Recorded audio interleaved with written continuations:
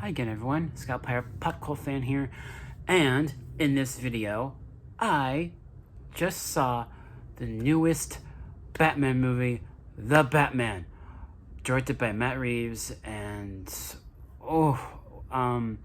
granted, I didn't get a chance to see the movie with my buddy Sean, but I did just come back home from seeing the movie, and wow, this easily, in my opinion, this is the best Batman movie we've had since The Dark Knight.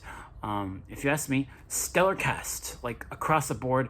Pretty much everyone in this movie just brought their A game in their performances as their characters. You got Robert Pattinson as Batman, and I thought he was amazing in the role. Especially, I especially think that this is probably the most brutal version of Batman we've had. Granted, I thought Ben Affleck was also pretty brutal, especially in that warehouse fight scene in Batman v Superman. But you look at a lot of the action sequences within this film, and you can really see how brutal and vicious he is, taking down criminals. And I just thought this movie just did a really good job with Batman feeling very comic accurate, but also being very grounded and almost like psychologically damaged. And speaking of like how this movie is and what this movie is, it doesn't feel like your average comic book film. It feels grounded and realistic. I'd argue that this movie is basically a psychological crime thriller, and this isn't R-rated, it's PG-13, but it's hard PG-13. They really, pushed the limits of that PG-13 rating, and it's really dark, and especially with the lighting, because this movie primarily takes place at night, but they did a really good job with the lighting, with the sound design, and also I think this is a really good, really promising portrayal of the city of Gotham itself. Like I said about Batman '89, that movie was very stylistically interesting with the city of Gotham, and here I think Matt Reeves did an amazing job recreating this new iteration of the city of Gotham. It really does feel like a character of its own within this film. And also Paul Dano as the Riddler, I thought he was great.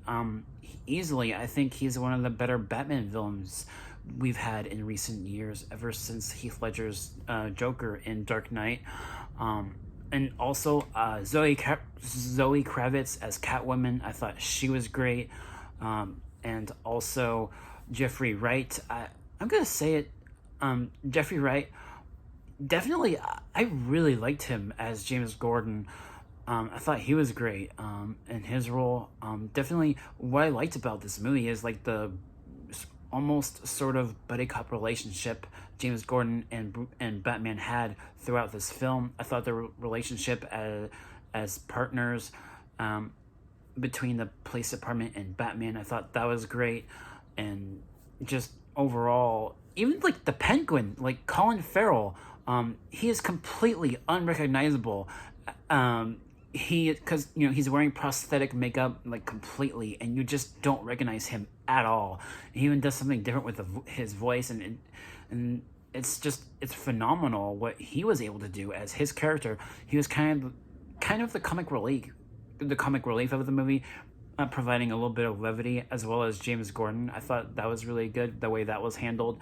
And like I said, this movie is very dark. It's probably the most darkest Batman film we've had, is even compared to the Nolan trilogy.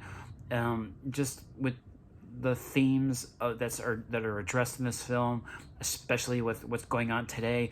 There are certain aspects of this movie that kind of relates to things going on today, and I always appreciate movies like that. Even the Joker movie that came out a few years ago did something similar, addressing themes that kind of reflect things happening in the world today, and I thought that was rather fascinating. And also, I thought Alfred Pennyworth, played by Andy Serkis. He is easily one of my favorite actors working today. I thought he was great as Alfred. Granted, he wasn't in the movie as much as I thought he would be, but he was great as his version of Alfred. I thought that was a really great casting, and just great casting all across the board. And the music, Miles Giacchino's score, oh my goodness, that was also just really, really good music. Michael Giacchino is easily one of my favorite composers. He did the Planet of the Apes movies. He did the Incredibles movies. I thought his score was phenomenal. It was great. It's just overall, I do like really appreciate this movie. The more I think about it, the more just well made that this movie was. Everyone in the cast and crew put a lot of effort into making this movie the best that it could be, and this is the kind of movie that we need more of. Similar to what I've said about the Planet of the Apes movies, I think movies like this and those movies being a more of a character study of the lead character is something that I value more than anything else in regards to any movie. I think a character study, a movie that focuses more on emotion and the journey the character has within a film, that's always something I gravitate towards when talking about movies. That's something that movies need to do more often, and I think this movie did an amazing job with that. Granted, I do have like a couple flaws with this movie. Mainly, it's the character of Bruce Wayne, because 95% of this movie, he's always Batman. You know, he's always dark and brooding. He's a very psychologically damaged and broken version of Bruce Wayne. And whenever he's in public, he doesn't have... he's just that. He's just dark and brooding, and you don't get the sense that, he hasn't created that mask yet for the character of Bruce Wayne with that side of his personality. I thought Christian Bale did the best job with that in his trilogy, and with this movie, I just think that Bruce Wayne didn't have that side of his character, because he was just always in Batman mode in his mind, and that's just my one little flaw.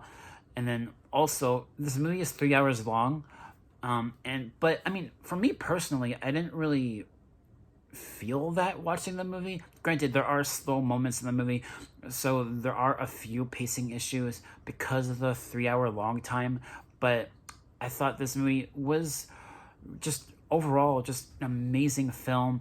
Some great cinematography too. Like, this movie is beautifully shot.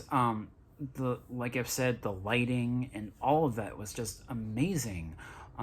So easily, yeah, it's easily my favorite Batman since Christian Bale, and one of the better comic book films I've seen in recent years.